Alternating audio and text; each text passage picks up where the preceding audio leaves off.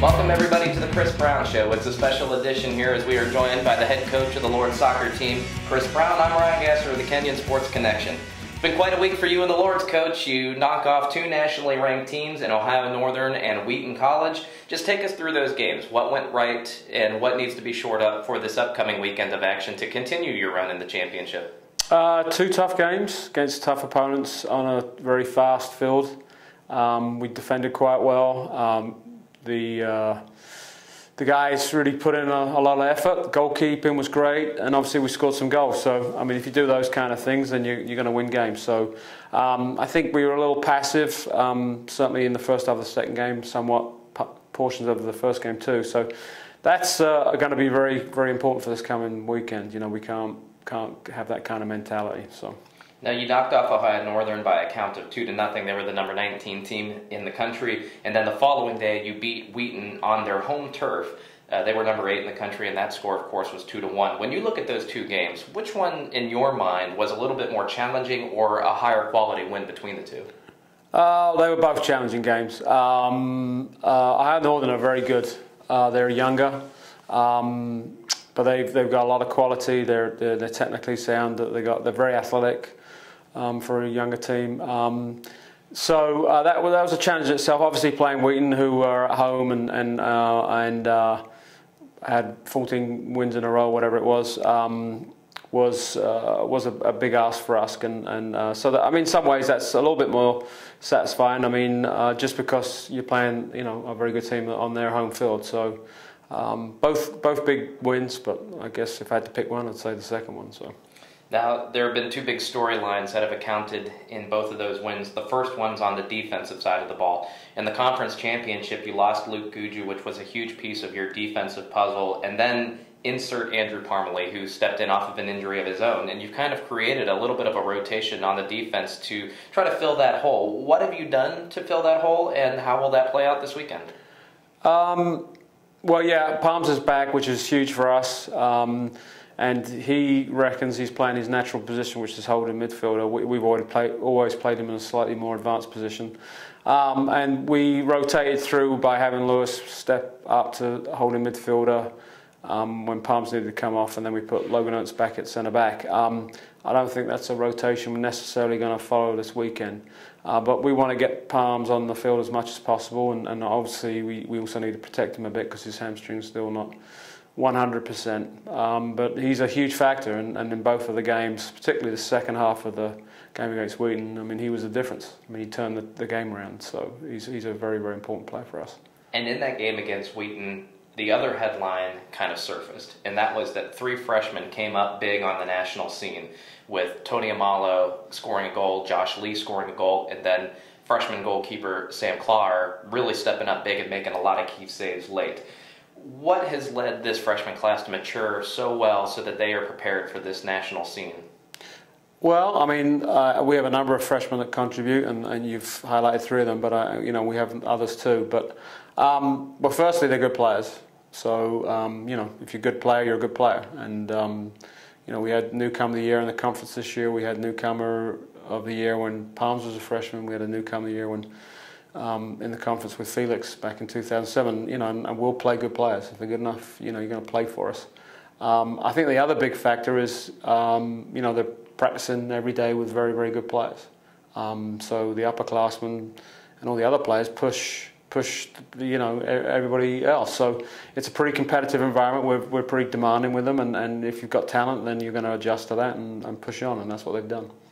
We'd be remiss if we skipped a week of the Chris Brown Show without bringing up an off-topic topic. It may be a special edition, but we got to keep true to what works. So in our off-topic topic today, we talk about some of the teams that you just recently played, and that was the Ohio Northern Polar Bears and the Wheaton College Thunder. So now we have to talk about nicknames. So in your time in athletics, all across the spectrum, what has been the favorite nickname that you've either been affiliated with or seen across the pitch? Well, I like the Polar Bears actually. I used to work there too, so I mean I'm quite a fan of that one. I like the Mudcats in baseball is another nickname I'd like. My favourite obviously is Spurs for the Tottenham Hotspur team. That's clearly the classiest nickname a team could have, and arguably one of the most popular in the world. So that would be my favourite.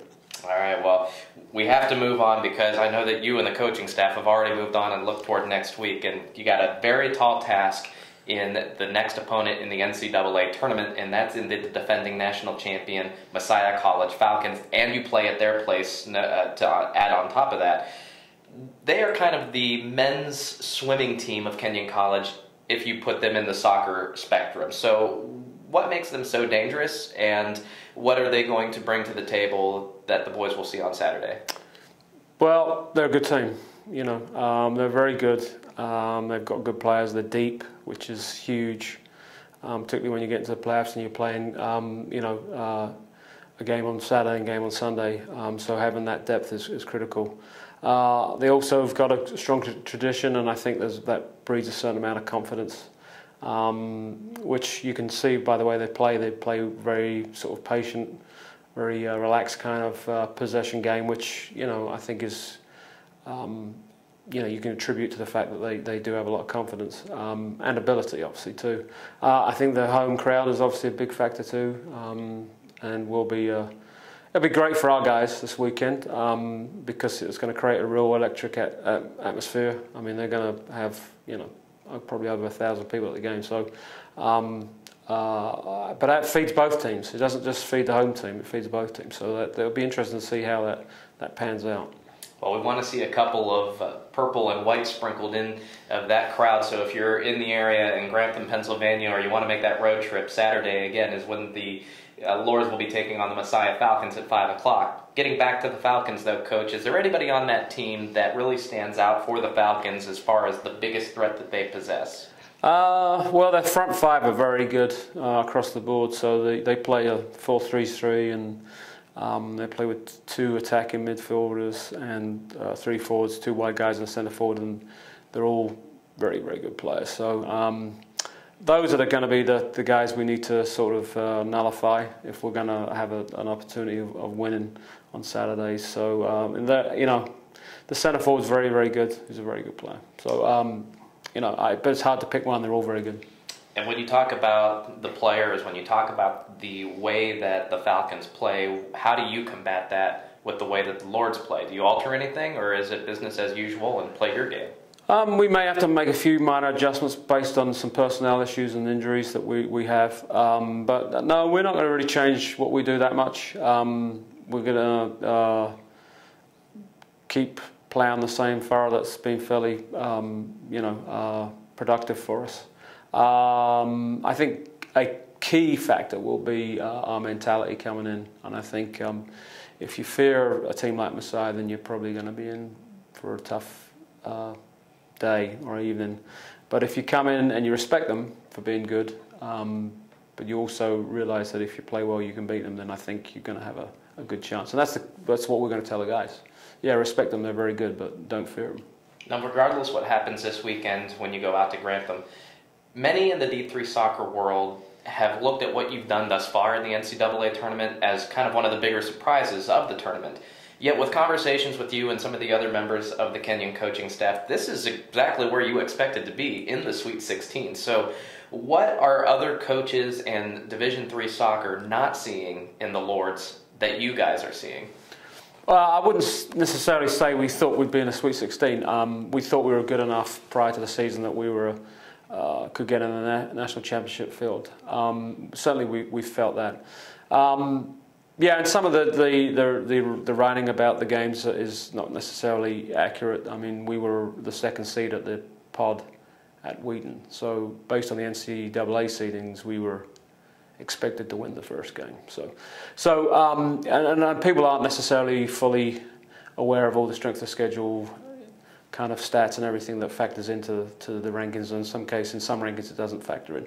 But we have a team that we feel's got a lot of talent. We're athletic. We defend well. We've got a good goalkeeper, and we can score goals now. So if you can concede less goals than the other team scores, and you are able to score goals yourself, then you're going to have a pretty good season. And I think we've shown we can do that. It really is as simple as that. And finally, Coach, When you look at this experience through the NCAA tournament, even going into this upcoming weekend, what has made this tournament an enjoyable experience for you, specifically with the team that you're going to be taking into battle this weekend? Well, the most enjoyable thing, I think, is seeing how they knuckled down. We lost to Heidelberg at home in a game that we should never have lost, to be fair. We were coasting and then kind of threw it away. And we put ourselves in a pretty precarious position where, another loss during the season would have really dented our chances of getting an at-large bid. So we went the whole of October without losing a game. The kids were under a lot of pressure at that point, but they played well. They ground out games when they weren't playing that well, and they didn't do anything that would cause them to lose games during that period. So that's been the most enjoyable thing, is to see how a team really kind of switched on and stepped up from late September onwards. And I think we're seeing the kind of product now of how the mentality changed.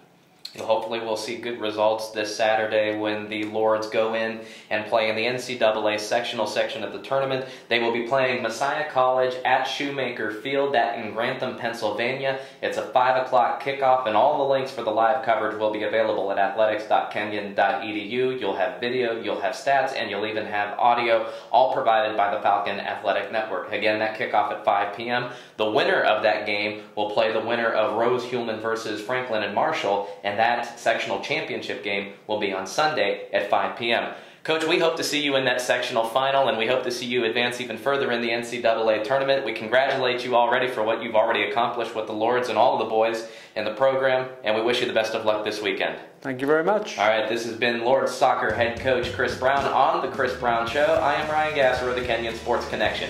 Go Lords!